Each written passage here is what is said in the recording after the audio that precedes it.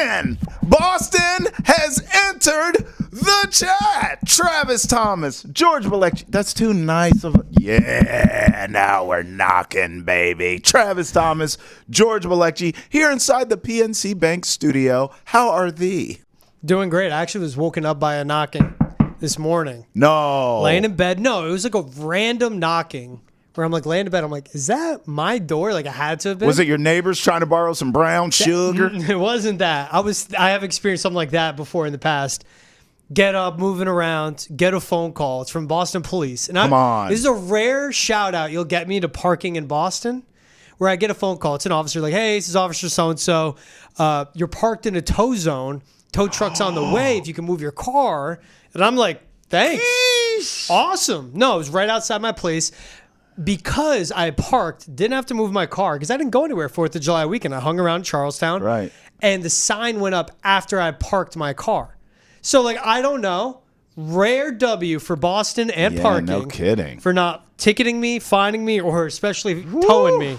Yeah, imagine that wake up. Because it could have went one of two ways. I wouldn't know that thing was towed until I had to come to work. And I'm like, all right, I'll be in 3 hours. Yeah. Right. And then it's $1 gazillion to get your car out of a... And it's for someone with like a big-ass box truck that has no business driving down these narrow streets of Charlestown, ripping up, side-swiping cars and whatnot. Man, that's a rare win, though. You're right. Glass half full. Yeah. Because, my arch nemesis is like Boston traffic, Boston public transportation, Boston parking, Boston street cleaning. That's like my top 4 of my 5 arch nemesis. No doubt. Well, your ally is Boston has entered the chat. In fact, if you'd like to chat with us, 617-790-0928. Leave us a voicemail. We always play those here on this program. You can also email us, thechat@nesson.com as well. All right, George, let's see what's trending, what caught our eye here. So you actually hit me to the game on this one because you said Jets corner Sauce Gardner was looking, quote, yoked in this picture. But I did eventually see the picture. Sauce Gardner hanging out with alleged Philly mob boss Joseph Skinny Joey. Hey, forget about it. Merlino in Florida. Skinny Joey, the mobster, and the Sauce Man hanging out. What do we have here? I like Skinny Joe. I like that as a nickname. Hey, Skinny Joey. Yeah, it was a weird... I saw it last night on my Instagram feed, but I didn't have audio. It's too late at night. Couldn't play it. And I was like, what's going on here? Because Sauce just looked like he was just standing there. Like this guy wanted to be next to Sauce to look cool. Yeah, you're right. Sauce, wherever they are, Sauce isn't wearing a shirt. Huge. Yoked. Like 6'3", 200? No. I think he's like 6'3", 210. Woo. Looking like a small linebacker. Yeah, really. Best cornerback in football. I love to see it. Yeah, this guy, he's known as like the John Gotti of Philly, Skinny Joe Merlino. But it's like, racketeering, extortion, the light stuff, nothing, no bodies connected. Bookmaking. I mean, I'm from Jersey. You hear the stories. I went to school a town over from Newark. Like, you know how it is. Like, yeah, racketeering, extortion, that's what you do time in prison for. Nothing crazy. If you're known as like alleged, you're got and you're out of the game. Right. You know what I mean? Yeah. It ain't that big. This guy's making podcasts and stuff now. Credit to him. He got off the streets. Yeah. I'm assuming Philly's a safer place. Yeah. Right? Yeah. But what is? Back in college and I was single and cool, every Jersey. Still are. Not single, but you're still cool. No, I'm not. Every Jersey girl that I was trying to get next to, I'd be like, so what do your parents do? Waste management. All their dads worked in waste management. And I was like, something's afoot. Something's afoul here. All of them. Yep, knew it. Sanitation, waste management. Yeah, all of them. I was like, interesting. I have cousins. They summer back in Lebanon. Yeah. They work in waste management in Nigeria, and I'm like, does it extend across? Yeah. I don't know. Uh-oh. I don't know. Now, but that is the ultimate red flag is waste management. That right? Yeah. Oh yeah. Waste management. And then I'd see pictures. I'd see pictures of their houses. And I'm like, this doesn't.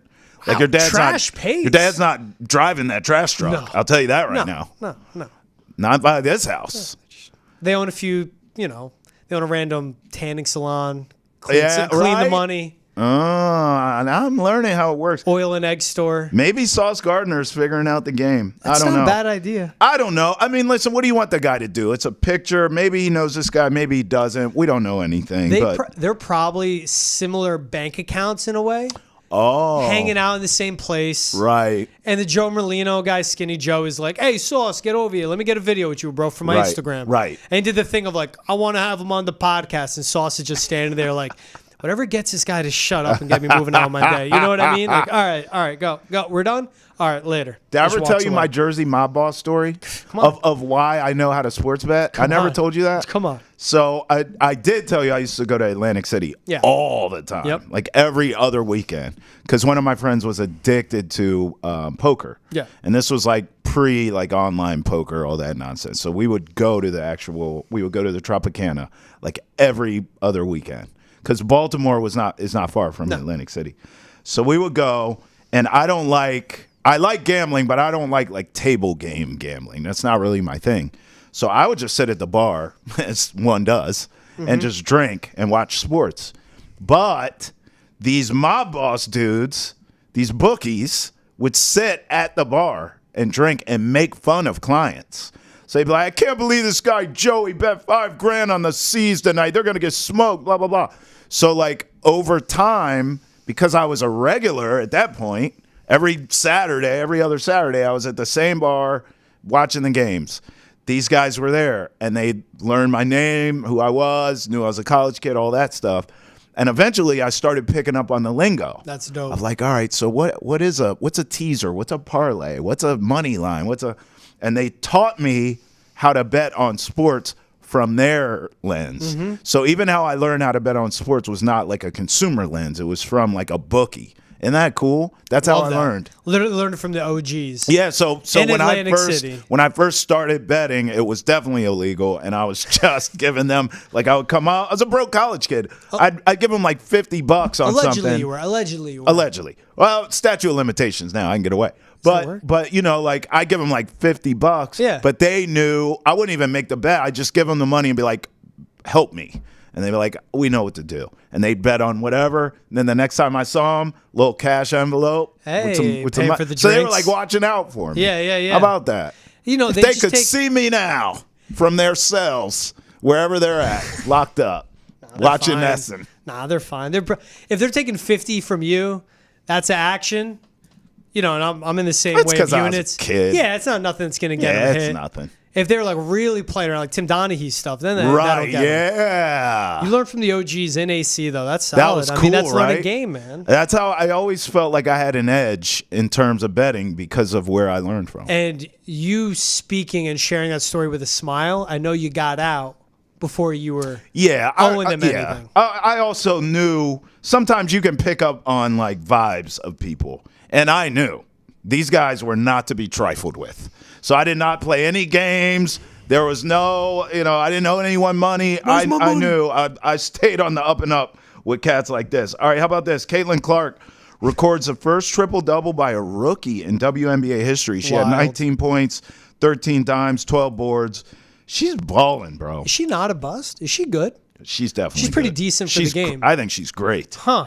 I think she might actually be something in this basketball thing. And also, look at this. Ticket sales never been higher. Viewership never been higher. Filling out biggest arenas. Oh, yeah. Moving to NBA arenas. Private charters. Oh. How about that? It's like she's good for the game. Yeah, and she's going to get everyone paid, too, eventually. 17 triple-doubles in her college career. She finished with 19, 13, and 12. And in a win against the Liberty, where the Fever were 0-3 against New York leading up to this game.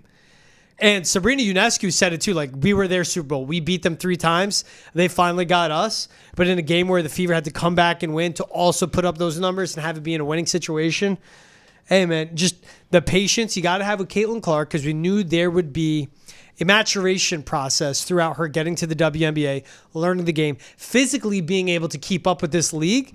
If she's starting to hit that stride, I'm just excited for what's to come with her.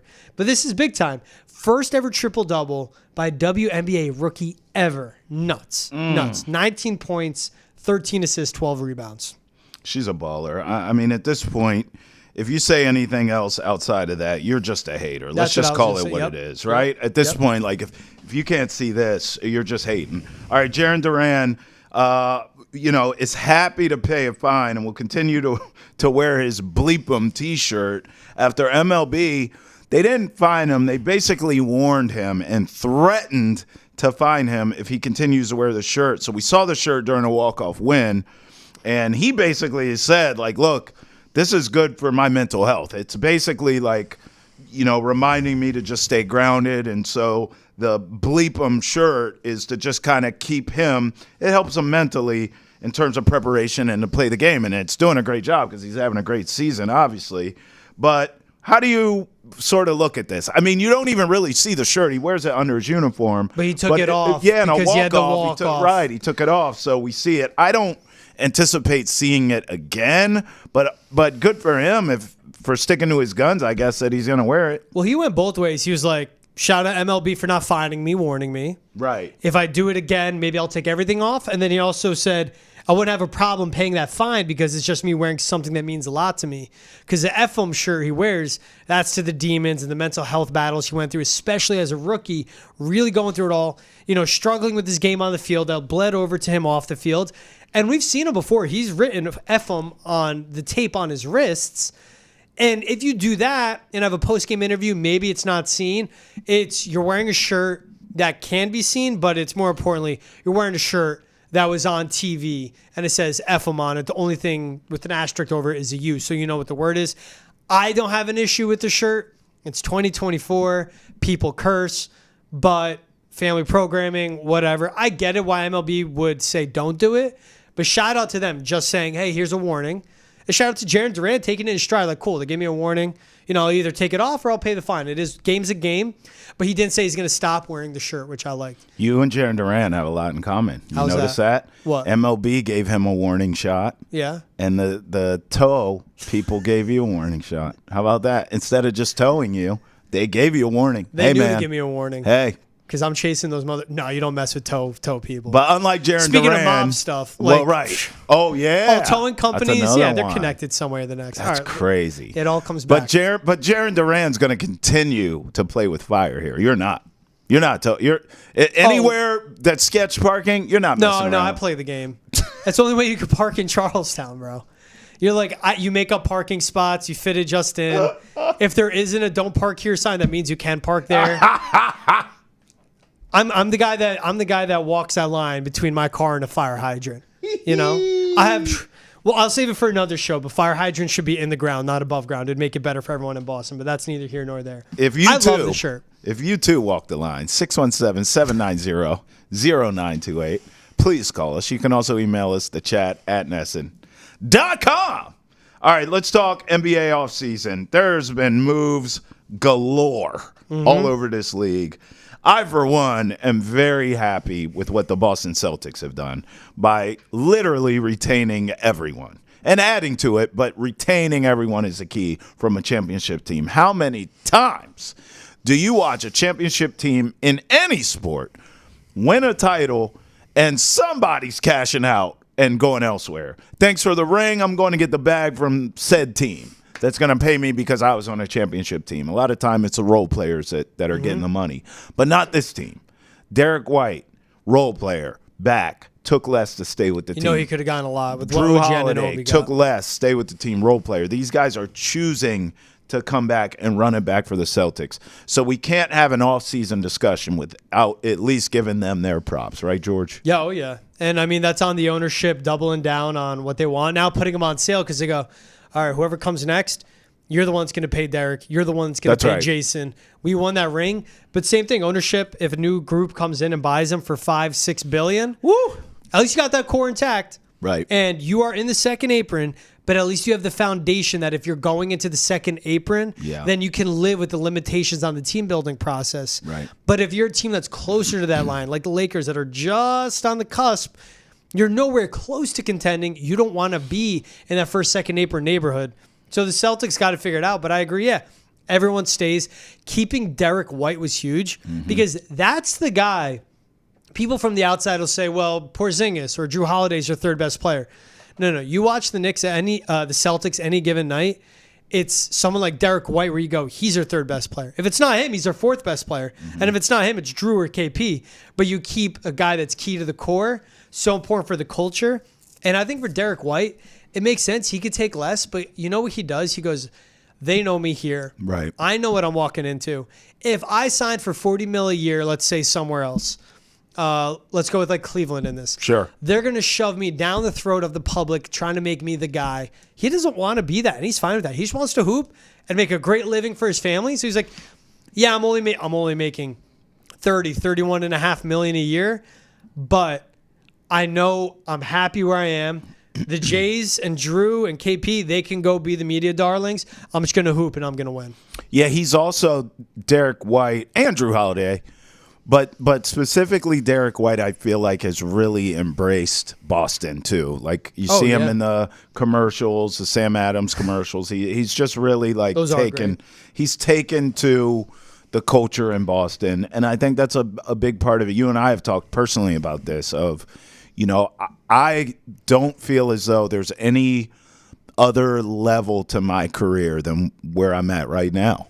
Like I've come to Boston and I love it, and it's the best sports town in America. So for what we do, I don't have any like desire to want to go to LA or go to New York or Chicago, which are other great sports towns.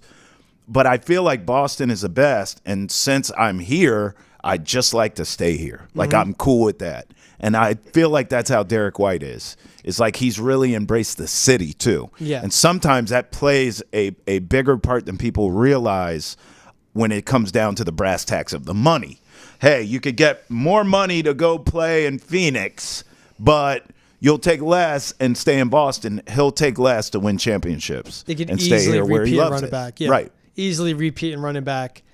And you're walking into every day. I think with so many people, it's like the happiness equation. I think so. Where you can take so much into it, but like, where are you happy? Right. And are you happy playing for that team, playing for those superstars every day? Yeah. Playing for that coach, Joe Mazzulla, and That's he right. definitely is. That's right. You even see, you talk about him embracing the city. You see the hat he was wearing? Yeah. He posted on Instagram. Yeah. The Celtics are the balls. Well, that's what I'm saying. He's like embraced the culture of Boston. Oh, and he's so loved here, too. He is. So he knew it. With the fan base, with the culture, with the team, with the franchise, and even with the ownership up in the air, Steve Pagliuca could easily try to and get the means together to take it over and take Wick's shares. I hope it's him. Because it is. At first we were like, wait, they're selling? But then it was like, no, it's Wick's shares. Right. Wick needs the liquidity. That's right. Pagliuca's like, I'm staying on. I don't care. Now let's see if we could get it going and keep it local and keep it in the name of all that. But he knows it's, and you make that, you sign that extension because you know it's not going to be better than where you're at right now. Yeah. The team with the core that they have in certain spots, and even think about other franchises out there. I mean, the Nuggets, as quickly as they won it, Kroenke's got cheap and it was disassembled. You can say about the Bruce Brown, I mean, he played his way out of Denver because they weren't going to match it. But KCP. Yes, letting him walk. Exactly. Guys like that. Still have to pay Jamal Murray, too. Right. You got to figure out how to put this together. And now with the first and second apron coming in, at least as a Celtics team set up, we're like, we're going to pay it. We're going to deal with it. We'll deal with it later, but we're making all these signings to win right now. Amen. At least get 2 or 3 rings out of this 4-year window. So no offseason talk is complete without winners and losers, right? So now many of the major shoes have fallen, right? Like obviously, I think DeMar DeRozan was the last real big name player out there, and he gets shipped to the Kings. Great move for them. I mean, you think about De'Aaron Fox, DeMar DeRozan, and Sabonis. That's one hell of a big three there in Sacktown. But as you kind of look at the NBA offseason for now, who are your winners? Who are your losers? And you got to take into account trades, free agency, and even the draft. Taking in free agency and the draft. Yep. But it's also with it's the Celtics versus everybody. Yes. How close are you to being a contender, but how close are you to actually matching up with the Celtics? That's right. To me, it's the New York Knicks. Okay. Getting Mikal Bridges. Yeah. Yeah, trading a bunch of draft picks. You can say, what's the price? But draft picks in the NBA are not like draft picks in the NFL at all, value-wise. But with Bridges and re-signing and bringing OG Anunoby back, and you let Hartenstein walk, which is fine, $30 million a year. You liked him. I liked him, but not at that price. Not that price. But you get Anunoby back. With Bridges and Anunoby, you have 2 wings defensively that can match up with the Jays. Yes. Mikal Bridges is that second scoring option off of Jalen Brunson to play and fill it up, especially in scoring droughts. If it's not him, it's Julius Randle. If it's not them, it's Josh Hart or Dante DiVincenzo. Right.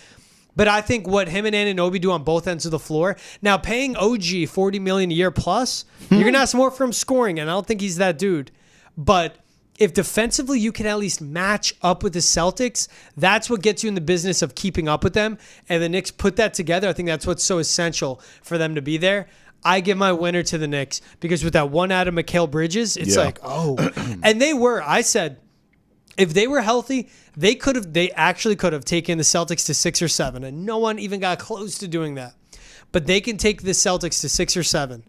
Adding Bridges, they're the number 2 seed in the East to me. They're legit threats to give the Celtics a series. I am not comfortable saying they are legit threats to win the East because the Celtics are that good, but they are a threat to the Celtics in the East.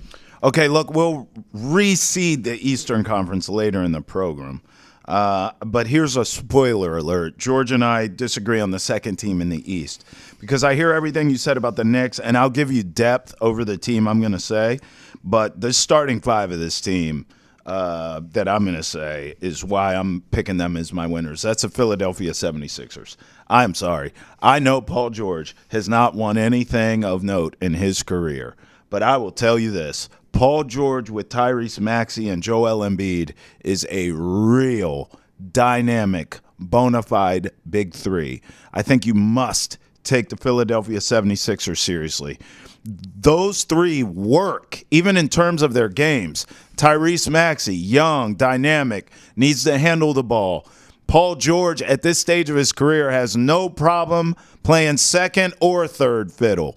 He can hit open shots. He can score. He can defend. I like Paul George. He's a likable dude. He gets along with everyone. That matters here. Joel Embiid, although always hurt, when he is healthy, I mean, he's a force of nature. What are you going to say about Joel Embiid? So I think those 3 blend together nicely. They keep Kelly Oubre Jr. They add a Caleb Martin. I think the 76ers are for real, so they're my winners. Where are you going for losers? I like that 76ers pick. Because if you can get Joel Embiid to the playoffs healthy, bro, with Paul George, who is not the same Paul George as old, isn't the slashing attacking, coming off 74 games played, that's right, coming off his best single season career shooting wise of his career. Team up with Tyrese Maxey, you extend them both, you keep that core. I do like the Sixers a lot, but I actually like the Knicks more. My losers are the Lakers. You have one of the best players in the world. Yeah. You have Anthony Davis. You have a very small championship window. And a free agency, you couldn't get anything done. Didn't add anybody. You just re-signed LeBron. You re-signed Max Christie. But that's a team sure got into the playoffs and lost, but wasn't even close to being a legit threat in the West. And the West right now is more open than the East. Yeah. Denver got weaker. Who knows what the Suns are going to do? Who knows how soon Kevin Durant's going to want to blow it all up? You obviously, maybe the Spurs make a push, right? And then the Mavericks, they got better with Klay Thompson. But for the Lakers, it's just you didn't make the ads you needed to. And for LeBron, now the updated numbers came up. They're not above the second apron, but they're right there. And it doesn't make sense for a team that isn't close to a foundation. They should have added more, and they just did nothing. They got Dalton Connect, which is a good piece. Obviously, when we're Bronny, he's going to develop in the G League. But you had to be more aggressive, and the roster's not done till mid-February, but you have to be more aggressive this offseason. And it just seemed like they sat on their hands while Kentavious Caldwell-Pope went to Orlando, while Klay Thompson went to Dallas, while DeMar DeRozan even, maybe you could got him on a mid-level, went to Sacramento. All these guys went elsewhere that could help you, and they just did nothing about it. Yeah, they can't. I know you said the roster's not done yet, but it pretty much is. They ain't got no damn money to do anything else. I'm going to go loser. I agreed with you with the Lakers, but I wanted to spice it up a bit and not have the same pick. I went to Phoenix Suns, and you brought them up. You know, what does Kevin Durant want to do? Listen, Durant's miserable. Bradley Beal's miserable. Devin Booker's miserable. We all knew that last season with these 3. This was the offseason to shake it up, figure it out. Move all 3. Move one of them. Move 2 out of 3. Move. Do something. They did nothing. They still have all 3 of them, and I don't believe Durant, Beal, or Booker is going anywhere. I think ultimately they're going to run this back, and it's going to be the same damn results, which is the definition of insanity. Doing the same thing over and over and expecting a different result. They won't get one. They're insane. The Phoenix Suns, losers. And that new CBA is going to kick their ass. Yeah. Because they're stuck with Bradley Beal. That contract's an albatross, man. That's a big piece. I think Kevin Durant's going to put his hands up like, I'm done here. Like, get me out of here. I think he's already checked out. 617-790-0928 is our boss and has entered the chat. Hotline Bling. Hit us up on that. Also, email us, the chat at nesson.com. And tweet us, as we always tell you to do. Let's get to some fan tweets here. Promises made, promises kept. DeMar DeRozan. I guess this fan said that if the Kings if the Kings get DeMar DeRozan, he will get his name tatted on his body. And as you see here, for our listening audience, if you're not seeing it, it is a Sacramento Kings logo is a tat with DeMar DeRozan's name at the bottom of it. It looks atrocious. I don't know what's worse, the Kings logo or DeMar DeRozan. At least DeMar DeRozan's like a good fringe great NBA player. Is Sacramento Kings. It's weird, bro. Dude, fandom is nuts. And I love the passion. Do you have tats? You don't have tats at all, do you? I am not putting anyone's name on my body that I do not. You don't have any tats? I don't have any. Okay. Tats are expensive. That's the thing. If you're going to get this, you're probably going to the cheapest shop. It's costing you under $100. Nah, that ain't under no damn $100. Not in this economy. The DeMar is the new addition to the Kings logo under this economy. Oh, all right. Yeah. You can tell that Kings logo is older than the DeMar. Yeah, you're right. Yeah, if he's just getting the name, that ain't nothing. I would never put a team logo on my body. So you're not putting names or team logos. No. Anything else on your list? No. That's it. I'll Are you never getting a tattoo? Oh, I'm getting some. You are? I just got to think this thing through. The first few will count. Then watch me. Then after, like, so I it's a creative thing. You don't know what you want. Then watch maybe. Like, all right, team logo maybe the name thing. You know, it'd be so Jersey of you, like a barbed wire around your bicep. Get out of here! You almost got me to say the F word on the podcast. I hate you. Next tweet. If the Lakers win the 2025 championship. So for those of you just listening, we have the iconic Jason Tatum holding up Deuce while all the confetti falls. Yay, Daddy! You can imagine where this is going. Yay, we did it, Dad! And Jason Tatum going, we did it!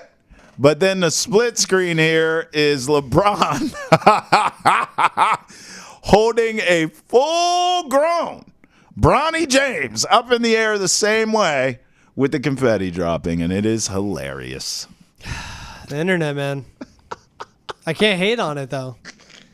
You see Bronny make his Summer League debut? I thought he looked pretty good. People were hating because he didn't from the floor. Yeah, he didn't shoot well, but I saw a real defender. He's a lot faster than I thought. He's a pretty good athlete. He looks small out there. Yeah, but he held up pretty good. I thought he looked fast. By the way, for more NBA news, check out Hold My Banner, would you? Hosted by yours truly. You can check that out on Nesson's YouTube, Facebook, Twitch, or wherever you get your podcasts. And make sure you follow us on all your social media accounts for all of our best content. All right, GB, let's keep the NBA party rocking, shall we? Let's reseed the East. So, obviously, we both like the Celtics one. I know your number 2 now is the Knicks because you told me that. I'm a Sixers guy. So, give me your 3 and 4 teams in the East. My 1 is the Celtics, Yep. duh. 2 is the Knicks, you heard me say, especially with Bridges and Anunoby. My 3 is actually the Magic. Okay. 5 seed last year, so not crazy to think. No, it's not. Drafted Tristan da Silva out of Colorado, spacing they needed it. Signed Contavious Caldwell-Pope, spacing, Big. and a great defensive team got even better. Knows how to win. Especially on the perimeter. Exactly. Brings two-time championship pedigree with them. Then, so their 5 is Jalen Suggs, KCP, Franz Wagner, who they just extended, insane money. Paolo Banchero, Wendell Carter. Then you have Jonathan Isaac, one of the best defenders in the league. Cole Anthony, Anthony Black, Gary Harris. A lot of guards. They're deep. Maybe they do something with Jet Howard. Maybe they still like him, see him develop as a shooter too. But this team is great defensively. They just couldn't shoot. They could not shoot. They addressed it in the offseason with the draft pick, with the signing. I think gives them a huge boost. So that's why I like the Magic as a 3. Then in the 4, I don't get cute. I put the 76ers there. If I believed in Joel Embiid's health, they would be the 2 in my opinion. Yeah. But I just can't buy into Joel being there. If there's a sit-down meeting with Tyrese Maxey, Paul George, Joel Embiid, and the powers that be in Philly, and they go, look, forget All-Pro. Yeah. Forget Defensive Player of the Year. Forget MVP. Forget 65 games. That's right. Play 55. Almost play a Porzingis treatment, right? Yes. Just play 50. Because if we make a run, and if stuff goes sideways in the postseason, we need to play 28 games if we win the whole thing. But the Celtics just had a ridiculous postseason run. They played 101 games total. You can't make it to 80, bro. So sit back, play 50. Let's get you into the playoffs fresh. I don't hate it. And then that's when it matters. I don't hate it. I like that strategy. It's something I think that is actually maybe overdue there in Philly. Well, and it's what the NBA fights against. Is why they brought in that 65-game requirement for the awards. Yeah. But if you're Philly and you're MVP, like, dude, you've won MVP. Stop. Who cares? Go get a ring. All right, so you see Georgia's top 4 teams in the East there. Here's mine. I gave you Celtics 1, Sixers 2. I do believe in them. I'm going Knicks 3 for everything George said about them. My only concern is the coach. I just don't feel as though any of Tibbs' teams are going to go to the postseason healthy. Yeah. I just think, like, it is what it is. So it's not a matter of if, it's a matter of who. Who's going to be hurt on your team because it's happening. If it's Jalen Brunson, stick a fork in the Knicks. But we'll see. 4, I'm going Pacers over the Magic. I'm a Magic guy, but I think the Pacers are being slept on here. I think getting that valuable playoff experience that they got losing to the Celtics in the Eastern Conference Finals is just going to be critical for that team and their growth. They kept all their players. I think the Pacers are going to really make their mark on the Eastern Conference next season. I would not be shocked if maybe they end up the second team, to be honest with you. I think their ceiling is that high. Keep your eye on the Pacers. I think the Pacers not only will be a high seed in the East, they're going to go on another deep playoff run. The Celtics may see them again, in fact. All right, how about this? Drew Holiday. I mean, the Celtics award season just keeps rolling on here. So Drew Holiday accepted his Tenacious D MVP award from Tenacious D. In fact, check it out. Hello, it is Tenacious D here with Drew Holiday. Drew, you have won the Tenacious D MVP award. How does it feel? Man, it's an honor, Look at that beautiful thing, just how long the shaft is, and those basketballs down there at the bottom look beautiful and bronzy. It's really a dream come true. If anyone's a baller, it's you, Drew. And that's Tenacious D, over and out. And when I first saw that, Jack Black looks so old. And then I looked it up. He's actually old. I didn't think he was this old. He's 56 years old. That's the first thing your mind went to is Jack Black looking old. After what Drew just said. I know. It was a lot. I didn't know Drew had that in him. Like that sense of humor. But way to lean into it. I didn't know this award existed. I didn't either. It's a I don't know first what for to me. say. It was unique. It was. But I'm a Tenacious D fan too. So I get it. They're quirky. It's funny. You're like the first and last Tenacious D fan I think I'll ever meet in my life. I know. Well, it's because when they came out, I was like younger and it was funny and it was like they made parody songs. It was cute. And now I'm older and I'm like, oh, Tenacious D's still around. Good for them. It's like that. It's not like I'm not going to a show or something, but I respect it. They're on like the level of Cincinnati Reds where I'm confident I would never meet a Reds fan in my life. And I guess not. I met a Reds fan once. Where were you? Cincinnati? I was in D.C. In 1968? She was a transplant. She was from Cincy. Yeah, probably grew up in the 70s with the Big Red Machine. She was cool, too. I actually kind of had a crush on her, come to think of it. Now that we're talking this out, now it's turning into therapy. She made me kind of like the Reds a little bit because I'm like, man, She's left an if all your impression fans on look you. like you, I'm in. Sign me up. Big Red Machine, baby. Go Reds! Woo! I just got to shout out Drew Holiday getting his second ring, first Tenacious D of his career. And that's across, just the beauty of life. Like, Jack Black, didn't know he's still around. Right. And you know what? He's not that old, bro. I didn't know he was still around. No, whoa. Jack Black's 106. No, he's still hanging on. I meant, I didn't know he was just still, in the limelight of things and doing things relevant. It's Jack Black, dog. What I was going to say is I respect his success where he made millions, tens of millions. Right. And he effed off. Look at him. He does not care. No. Dude, second my bank account reflects multiple tens of millions, I am not giving a damn. Tens of millions? Yes. Man, I'll take $1,000 right trust now. me too. Change my life. I'm just saying, manifestation. I like what you're doing there. There we go. Manifesting it. All right, let's talk wrestling. Yes. John Cena announces his official retirement from wrestling, declaring the next WrestleMania will be his last. Before we go into our greatest wrestlers of all time, let's have a John Cena conversation. Because until I was forced to do this exercise, I gotta admit, I don't think I was putting enough respect on John Cena's name. Now, to be fair, I think all of us are drawn to the era in which we grew up in, for whatever it is, sports, wrestling, whatever. And so naturally, when I grew up, I'm taken to the wrestlers that I saw as a kid. Your Hulk Hogan's, your Randy Macho Man Savages, your Andre the Giants of the world, right?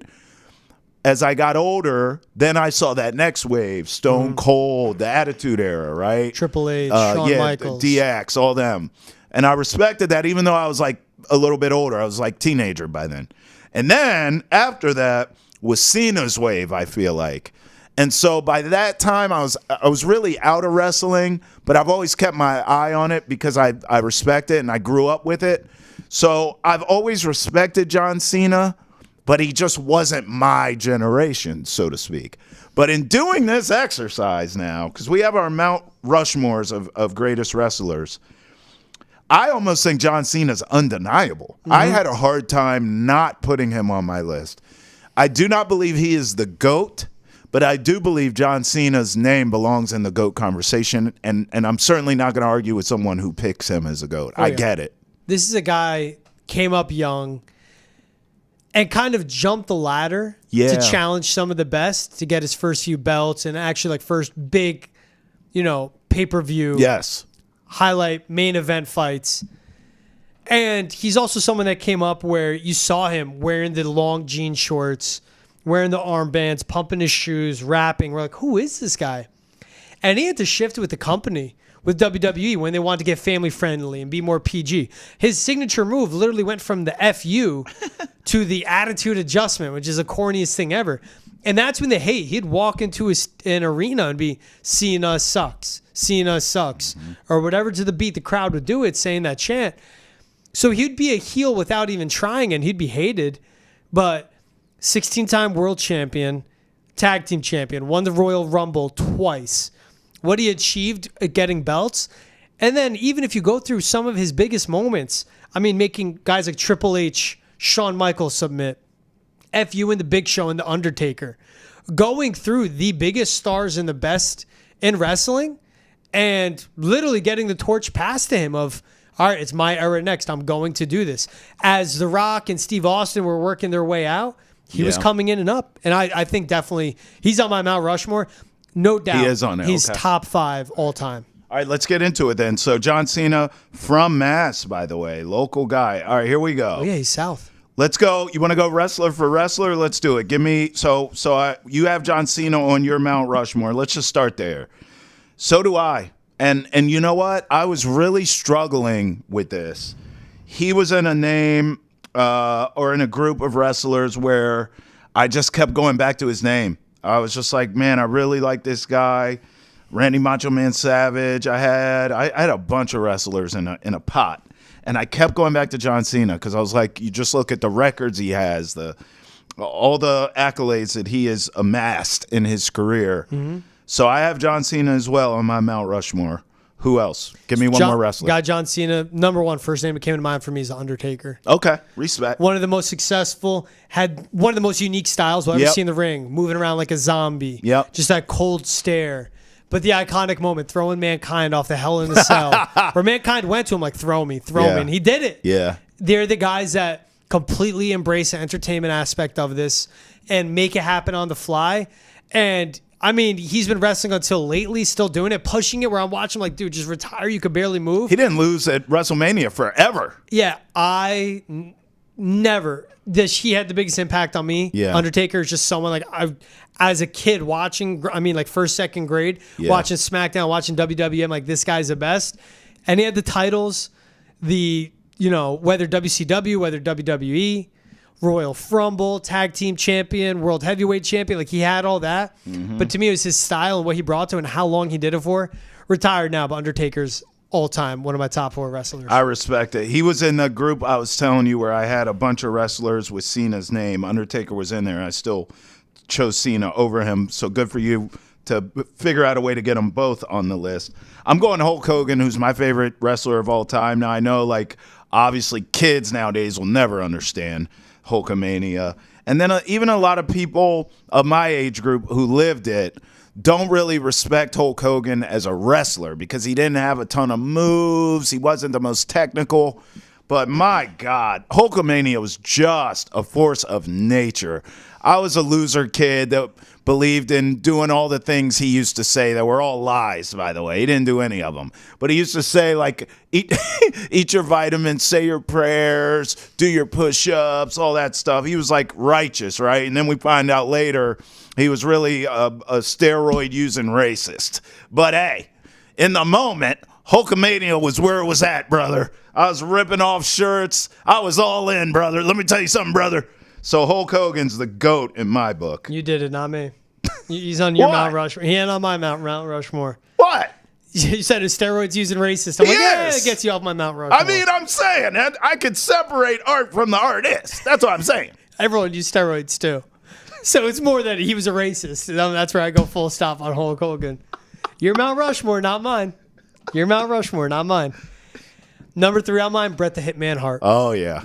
One of the best athletes we've ever seen in the ring. No one ever got injured wrestling with him. He never injured anyone. Yeah. And, 1992 gets a WWE Championship. That vaulted his career. 5-time WWE Champion, 2-time Intercontinental. His in-ring performance is one of the best ever. And the matchups he had with Shawn Michaels, Stone Cold, the late Owen Hart. You see that coming through. And his career was ended because of Goldberg, who didn't know how to wrestle safely. One kick to the head. Facts. That cost him the remainder of his career. But Bret the Hitman Hart, again, to me, it's also the persona, the person he was, the entertainment he was in the ring too, man, with the black and the pink, just looking like a badass and a rock star, but also such a good wrestler. And was huge. Made everyone he was in the ring with better. No doubt. Hitman Hart's on my top. I love him. I was a big fan of his forever. I'm going Ric Flair. I think you can make an argument Ric Flair is the greatest wrestler of all time, point blank period, the GOAT. So he belongs on a Mount Rushmore as far as I'm concerned. He has everything. I mean, everyone knows who Ric Flair is, every generation. My kids know who Ric Flair is. I mean, this guy has stood the test of time, the swag, the accolades, everything that he's accomplished in his career. I think Ric Flair belongs in a GOAT conversation as well. All right, who else you got? This is the last spot on your Rushmore. Stone Cold Steve Austin, baby. Oh, yeah. Austin 316. The rattlesnake. Without him, I mean, WWE loses Monday night to WCW. Facts. In that Monday night race. Badass rebel with attitude, flipping off middle fingers, Yep. drinking beers. Steve Weisers. Literally had a rivalry with Vince McMahon. Where Yeah. Stone Cold stunner him in the ring. I remember when Steve McMahon was in a hospital bed beat and he the was the hell out nurse, of him. started punching his foot. You watch it now, you're like, this is effing ridiculous. But in the Attitude Era, 6-time WWE champion, 2-time Intercontinental, Yep. King of the Ring, in the Hall of Fame, no one like Stone Cold Steve Austin. Yeah, I agree. I thought about The Rock here, and I just kept No. going back to Stone Cold. Yeah. I mean, The Rock's an actor. Please. I'm going Stone Cold as well. For everything you said. I mean, and also, you said, look, he kind of saved Monday Night Raw and all that. I think he saved the WWE, period, Yeah. in a lot of ways. That Attitude Era with him leading the way, I mean, that was a reinvigoration that wrestling needed at that time to sustain to where they are today, even. So I'm with you. I'm going Stone Cold. All right, so I have Hulk Hogan, Ric Flair, Stone Cold, John Cena. You have Undertaker, John Cena, Bret the Hitman Hart, and Stone Cold Steve Austin. No real old timers on yours, huh? You're not showing no I'm love 30. to Ric Flair right now? Nah, but he man. was before he came in perfect time. The partier he was, everything he did, Yeah. he couldn't have been around today. He would have been canceled? I don't know. I don't know if he'd made it out alive. Really don't know. Do you still watch wrestling? I don't really. Went to SmackDown back in 2014 at the Prudential Center in Newark. That's 10 years SmackDown was ago. literally at the Garden like last week. Dude, in person, phenomenal. It's great. So Wow. when it comes back around, bring the Yeah, I kids. should, bro. You and me, let's go. We'll take them. I've kind of been avoiding wrestling with them, which doesn't make sense because I do allow them to watch like boxing and UFC with me. Yeah. So it's What? weird that I just haven't really introduced wrestling to my kids yet for some reason. I guess it's because I don't watch it anymore. It was not allowed in my house just because of the divas. Oh. Yeah, my mom would be like, "What are you watching?" I'm like, "No." Shuts the TV off. Shout outs to Stacy Keebler, who went to my college. Yeah, You're welcome. Exactly. All Was right, it that's Trish it. Stratus? Yeah, Trish Stratus. Trish Stratus. Yep. Shout outs to the divas. That's it for Boston has entered the chat here inside the PNC Bank studio. For all the best content of the day, make sure you follow us on Facebook, X, Instagram, YouTube, and TikTok. Travis Thomas, George Balekji. Boston has entered the chat. Till we enter again next time. Peace. Later.